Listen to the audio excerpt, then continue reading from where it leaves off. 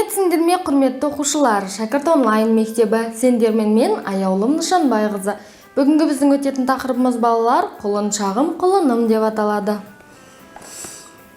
Мақал мәтелдерді түсініп оқы. Тұяқ тайға жеткізер, тай құнанға жеткізер, құнан атқа жеткізер, ат мұратқа жеткізер, тұлпар ер қанаты. Бұл мақалда тұяқ тайға жеткізер деген аттың өсуін айтып жатыр, я? Тай құнанға жеткізер, құнан ат болады ертең, я? Ал ат мұратқа жеткізер дегеніміз біз жалпы ер азаматтар атты өзінің көлігі ретінде қолданған бұрынғы заманда. Тұлпар ер қанаты деген де осы сөзге сәйкес келеді.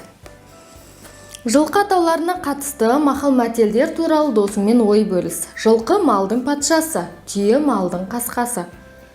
Аттың атағы, түйенің табаны үлкен. Бір түйенің екі өркеші бірі кетсе күші жоқ, бір биенің екі емшегі бірі кетсе сүті жоқ. Түйе қашып жүктен кете алмас. Түйе көп болса жүк сыймайды, түйе өлген жерде жүк қалады.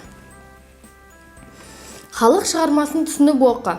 Жағы қалақтай, мойны садақтай, төбелі жұлдыздай, жүні құндыздай, жалы жібектей, саны білектей, көзі моншақтай, өзі жұп-жұмыр, құйрығы шашақтай, ерні жып-жымыр. Даусы шып-шыңғыр, басы құп-қолдыр, жұтынып жүруші еді, бұлтиып тұруші еді. Кім туралы айтып жатыр? Жалпы торы құлын туралы айтып жатыр, я? Далаға шығып ап, құйрығын тігіп ап, асырды салар еді, айнала шабар еді. Суретке зер сал. Бұл жерде осыны суреттеп тұр, я? Осы құлынды суреттеп тұр. Мәтіндегі сөздерді пайдаланып, торы құлынды сипаттап жаз. Басы қалақтай, я? Көзі шабақтай, ерні қандай? Басы мына жерден көреміз, басы құп-құлдыр екен.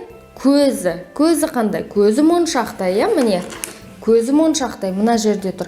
Балалар осылай толтырамыз, я? Басы, көзі қандай, ерні қандай, жағы не деп тұр, мойны қандай, жалы жібектей, я? Саны білектей. Құйрығы қандай, ал денесі қандай балалар?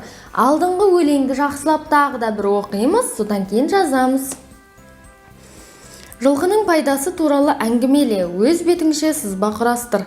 Жылқының пайдасы қандай болады? Жылқының пайдасы сүті бізге ем болады, я? Қымызды ішеді, саумалды ішеді, ауырып қалмас үшін, біздің деңгейімізді көтеру үшін, денсаулығымыздың деңгейін көтеру үшін. Ал түрін түсін сипаттау, жылқының түстері қандай болады? Әртүрлі болады, я? Қара жылқы да болады, ақ жылқы да болады, аппақ, я? Түстері сондай әдемі. Әрі торы түстері де болады, қоңыр түстері де болады. Соны жазып шығамыз. Бұл сабақтан не үйрендім? Жылқының құлыншағы туралы білемін. Жылқының құлыншағы қандай болады екен? Жағы қалақтай, жағы қалақтай, жалы жұлдыздай болады, я? Жалпы осындай балалар. Сонымен балалар, сабағымыз аяқталды. Сау, сәлемет табыңыз.